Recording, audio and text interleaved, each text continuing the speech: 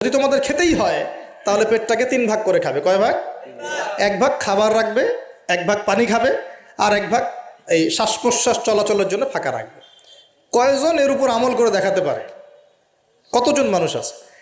আর যারা একদম গোগ্রাসে খায় এদের ব্যাপারে কোরআনে এবং হাদিসে কিন্তু মারাত্মক কথা আছে। আল্লাহর নবী সাল্লাল্লাহু আলাইহি ওয়াসাল্লাম বলেছেন যে তোমরা খুব বেশি ঢেকুর তুলো না। কি করো না? একজন সাহাবী খুব ঢেকুর উঠাচ্ছে, সাহাবী না আসলে, উনি পাশ দিয়ে যাচ্ছিলেন, খাবার দাবার খেয়ে পাশ দিয়ে যাচ্ছিলেন। তো নবীজি তার ঢেকুর তোলা দেখে বলছেন যে তোমরা বেশি ঢেকুর তুলবে না, কারণ দুনিয়াতে যে ব্যক্তি বেশি পেট পুড়ে খাবে কাল কিয়ামতের মাঠে সে সবচেয়ে বেশি ক্ষুধার্ত থাকবে। বলেন নাউজুবিল্লাহ।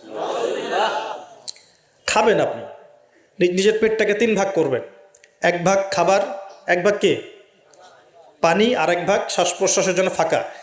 আর এই ব্যাপারে একটা কথা বলে দেই, সে